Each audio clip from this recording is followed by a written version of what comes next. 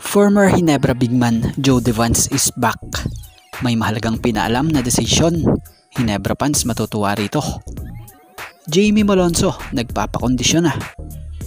Mabigat na grado ni Johnny A sa kanyang pamangking si RJ inilabas. At bad news sa Northport, resulta ng nangyayaring injury sa import nilang si Venky.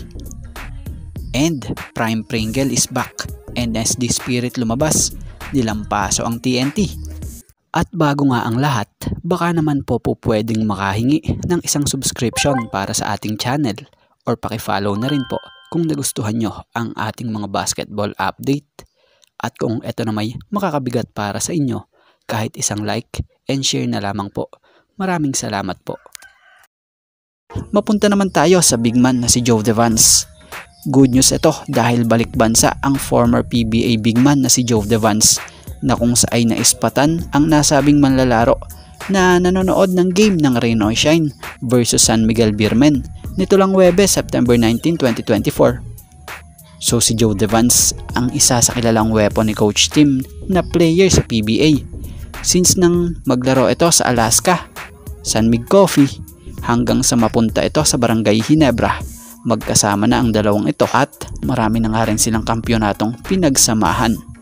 Dahil si JDB ang isa sa nakamamaster sa triangle system nitong si Coach Tim. Bukod sa pagiging minsan na ring naging assistant coach ito ni Coach Tim. At nang magretiro sa PBA marami nga ang nakami sa kanya, lalo na yung huling team na pinaglaruan niya na Barangay Ginebra. So sa ngayon, for sure, matutuwa ang maraming fans lalo na ang Ginebra fans pag nalaman ng mga ito na susuporta si Joe Devance sa laro ng Ginebra sa Sunday kontra NLEX.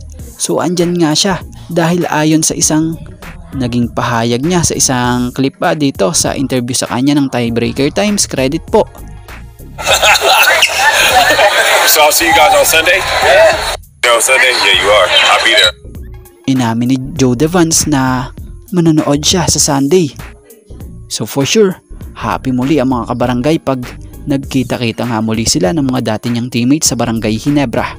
Lalo na nitong si Coach Tim, pati nga mga fans ng Ginebra, happy sa pagbabalik ng bigman na si Joe Devance.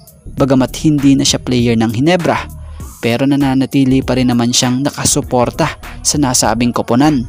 Good news ito dahil sa nakakasama na muli ng team ng Ginebra si Jamie. Mapapansin pang nadalo na ito sa ensayo ng Ginebra. Gaya na lamang po dito sa footage na nilabas ni Sir Ginebra Boys Ball Ballers. Sir, hiramin ko lang po saglit yung konting clip. Salamat po.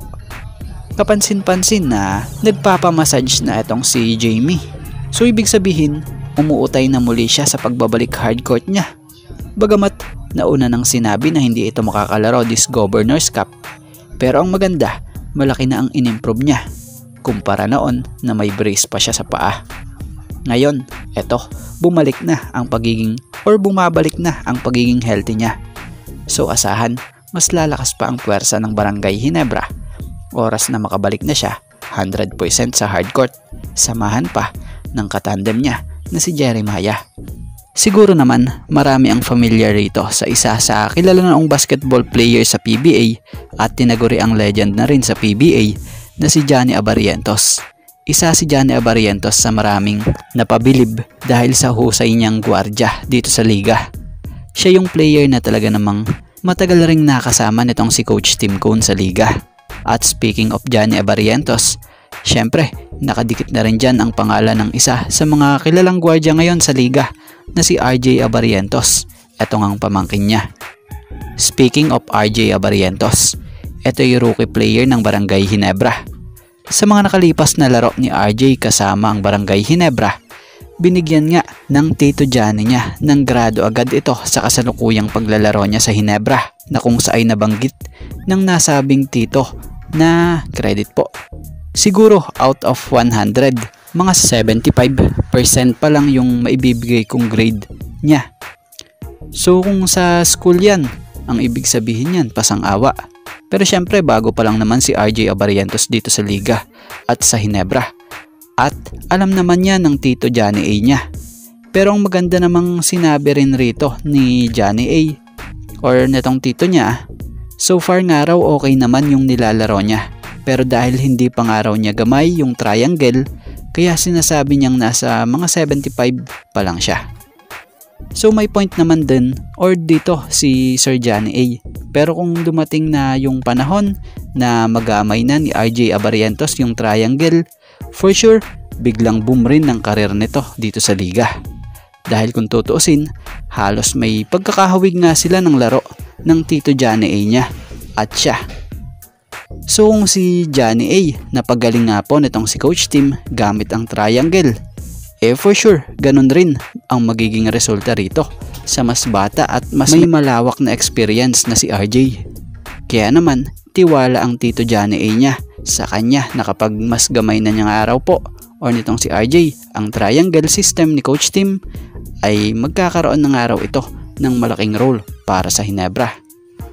Mabigat ang pasanin ng Northport Batang Pier ngayong lalo pat maglalaro sila ng All Filipino kontra Magnolia sa napakahalagang laro. Dahil si Benky Joyce ay out na sa season na kung saan nakumpirmang nagkaroon ito ng torn right Achilles na nakuha niya sa laro kontra Meralco. At sa latest update ng PBA dito, credit po, out na nga raw po para sa Northport itong si Benky Joyce. So possible nga raw ito ay hindi makalaro ng 6 hanggang 7 buwan ayon sa Batang Pier physical therapist. At about naman rito sa dating kabarangay na si Standaman Stanley Pringle. Mukhang nadala ni Stanley Pringle ang NSD Spirit sa Terra Firma Jeep matapos nitong kumamada ng mabigat na numero kontra dito sa overall top 1 sa rank sa standings dito sa PBA na TNT Tropang Giga. So sa nangyari nga pong laban ng Terra Firma kontra TNT, nilampaso ng Terra Firma ang TNT sa final score na 84-72.